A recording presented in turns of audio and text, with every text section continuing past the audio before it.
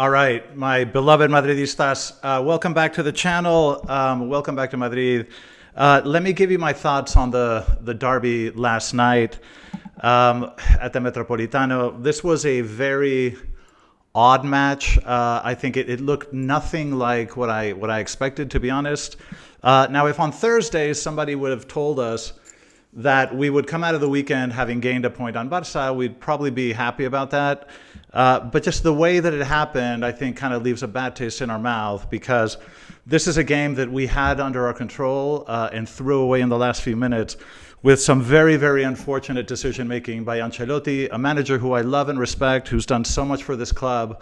But this time he just made a mistake. I think we gave this match away. It was very, very unfortunate. But let me give you, let me give you my thoughts on the match itself. We can discuss players, and of course we have to talk about the incidents that took place at the stadium. So thanks for joining me. As always, let's talk about the derby. Let's go.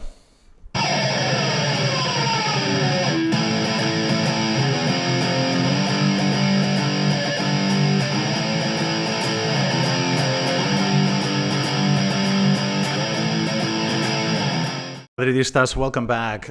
Okay, let's talk about the match last night. Let's start with the game itself. Okay, in terms of lineup, Ancelotti chose option B. You'll remember in my preview, I sort of gave a couple of options I think he could come out with. He came out with option B, which is leaving Luka Modric in a 4-4-2. Not entirely unsurprising. He does tend to lean on experience in situations like this. Now, the match started off very differently than I expected. Okay, the first sort of 6-7 minutes, they seemed to give us the ball. They seemed to be happy sort of giving us the ball. Atletico wasn't really pressing as intensely as I had anticipated, and certainly not as intensely as they have in previous derbies. So in the first few minutes, Real Madrid, had possession, and then after about the 7th minute, possession started to alternate, and the game became a little bit more balanced. But neither side really creating any significant chances. I mean, in the first half, you just had the one shot by Julian Alvarez, which was a fairly easy save for Courtois, and a shot by Fede that Oblak stopped, a good shot from distance. But it was, again, kind of a back and forth without creating too many clear chances, a fairly tense match. Now, we were making it in that first half, we were making it hard for Atleti to come out of the ball. Our press seemed to be disrupting their play quite a bit. But like I say, it was a fairly tight match. Mili and Rudiger were a little bit imprecise in that first half. Some of their diagonal balls, in terms of getting the ball out, some of their diagonal long balls were, imprecise, and we lost the ball on 3 or 4 occasions on the back of that. Carvajal managed to find Modric coming into the box, early in the first half. But again, it was a tight first half without creating too many chances. Now, in the second half, the Atleti definitely started to push up a lot more aggressively, especially in the first few minutes. They were making, they had a very high press, quite intense. We were really struggling to get the ball out, unlike the first half. In the 50th and 52nd minute, Rodrigo had a couple of chances, which he was unable to convert. And then in the 63rd minute, you have the goal by Militao, which was, a very good play by Vini on the left, and a very good cross that ended up in Militao's boots that he finished very, very well. Now, after the goal, this became a sort of constant, Atletico attack. Okay, we were sort of trying to defend and hold out for the counter, but at this point, really, Atleti started to tighten the screws. And then in the 66th minute, we had that pause, because, the Frente Atletico, which is the group behind one of the goals in the Metropolitano, this is a group of members, and we'll discuss this, that, they're very loud. They have a lot of influence with Atletico de Madrid. But anyway, some of them were throwing, bottles and lighters, etc. They had to pause the match. And, when they paused the match, I was thinking, this is a little bit like tennis. In tennis, when there's a break in play because one of the players has to go to the restroom or warm up a leg or something, you never know how the player is going to come back from that pause, and sometimes it disrupts the momentum of the match. I think that up to that pause, we had the game, in control. Even though Atleti was pressing us, I felt like we were in control. Now that changed after we came back from when we restarted play. Things started to go downhill. Atletico was obviously on the front foot. And then Carlo Ancelotti decided to make some absolutely incomprehensible substitutions to me. He took out Luka Modric to put in Lucas Vázquez. Now, I don't understand how in this situation you have Arda Güler on the bench, who's a player that is very good in possession, very intelligent player who knows how to protect the ball, who knows how to distribute the ball, and knows how to find a counter.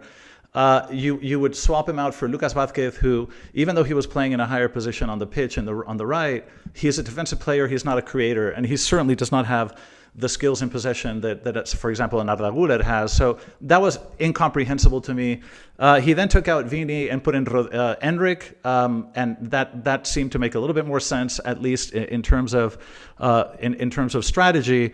But then he took out Rodrigo and put in Fran Garcia. Now, at this point, you're basically signaling to the other team, we're done. Here's the ball. We're going to sit back and pray for time to run out. And that is really, really frustrating. Okay, now you guys will recall, those of you that have been with me for a while, last year after the Leipzig match, you remember how pissed off I was because Real Madrid, the DNA of Real Madrid is very simple. We only have two modes. We either attack or we defend and look for a counter. But what we do not do, and what is not in our DNA, and what we're not able to do and should never do, is to simply try to park the bus and leave it at that. Just everybody defend and wait for time to expire. That is just not in our DNA. It's not something that we know how to do. And every time Carlo does this, it blows up in his face. So I thought these changes were inexplicable. We had this game under control, and we just handed the keys of the kingdom to Atletico de Madrid. And, in that last goal, to be honest, I mean, I don't think it's Courtois' fault. I'm not sure that there was that much he could do, but it was inevitable. I mean, when you just give the ball to the other team and you defend so far back and have no aspiration to retain the ball or play it out, this will happen. It's just a matter of time. So I was very, very disappointed with Carlos' decision-making. In terms of players, like I say, it was an odd match. No player really stood out. I mean, if you think about it, if I had to put grades on the players, like there'd be a ton of 6s and 7s, but you're not going to see any 9s, probably no 2s. But it was just a kind of bland game. I think Courtois had a couple of very good saves.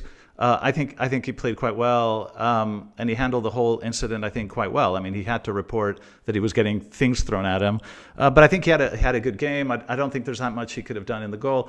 I was discussing it with my uncle, who thinks that maybe Courtois could have done more. I'm not so sure. I'm not so sure. I think the fault of the goal really lies with Carlo and the approach that we took in those final minutes. Carvajal and Mendy, I think, played well. Carvajal probably a little bit better. Wasn't particularly present in attack, but I think defended reasonably well, especially in the first half. Mendy played well, but gave a couple of really stupid balls away in the second half that really pissed me off. I mean, he was in a very dangerous position and just made 2 errors that handed the ball to Atletico in a dangerous spot. And that's just something that we cannot tolerate from our players. Luka Modric had a sort of, I think, an okay game. He didn't cover as much ground as you would expect. He didn't really control the midfield in the way that, he has in the past. Wasn't quite as present as you would expect. And, I don't know if it's, age has something to do with this, or playing 90 minutes, which is a lot. But I think he played okay, but again, didn't really command the midfield in the way that we would hope. Tchouaméni, he had some good and he had some bad. Okay. He had a couple of ball losses that really, I thought were unnecessary, but he did have a couple of recoveries that were very good. So I think Tchouaméni had a sort of mixed performance, but, pretty good. Fede was by far the most consistent man in the team. He has been the most consistent player for the last few months. I mean, this player just never disappoints. I think he was probably the most consistent of the 11. Jude, I think, had a sort of up and down game. I think in the first half, he ran a lot as always. He always leaves his body on the pitch. He had a couple of beautiful technical gestures in the first half that I thought were just gorgeous. I mean, he's a player that protects the ball so well and knows how to spin out of trouble.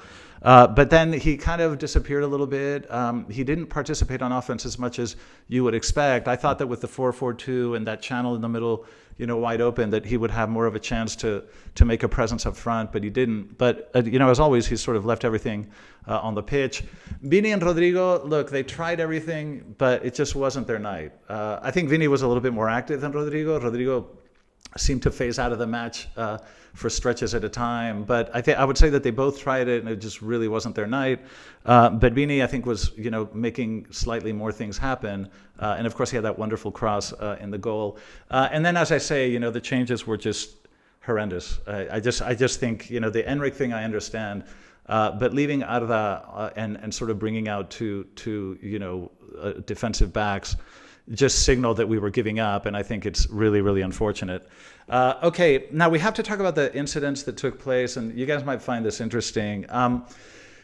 I mean, when I saw this happening on TV last night, I mean, I thought, I can't believe it's 2024. I mean, this really brought me back to the 80s when I used to go to the Bernabeu, and back then Real Madrid had the Ultrasur, and they were so rowdy. I mean, I remember it was just insane. You know, you'd have police on horseback trying to break these guys up. I mean, it was chaos. But, you know, the world of football changed. It changed after the Heysel incident in Belgium between Liverpool and Juventus, where dozens of people died. You know, Europe started to really crack down on these things. And in Spain, all the clubs in Spain have gotten rid of, you know, Real Madrid got rid of the Ultrasur, Barça got rid of the Boisos Nois, you know, these kind of, you know, most clubs have dealt with this, but Atletico hasn't. You know, their group is called the Frente Atletico, and they seem to have some bizarre power institutionally, and I don't really understand it because this sort of thing really is not supposed to happen.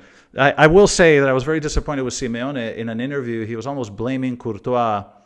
I mean, obviously when we scored, Courtois turned around and, you know, must have made a gesture, but to justify the throwing of bottles and objects and lighters at a goalkeeper, I mean, it's extraordinary to me that a manager in 2024 can actually justify this sort of thing or try to attribute blame to the player. So if Vini gets insulted racially, it's his fault. If Courtois gets a bottle thrown at his head, it's his fault.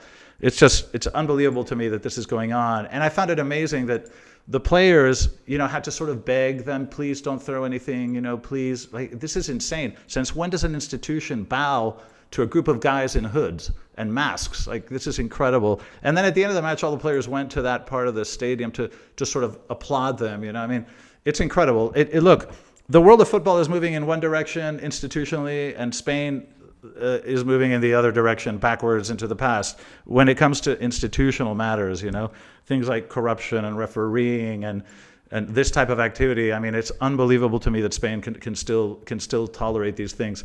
But anyway, look, the bottom line is this was a reasonable performance. I don't think it was particularly bad or particularly good.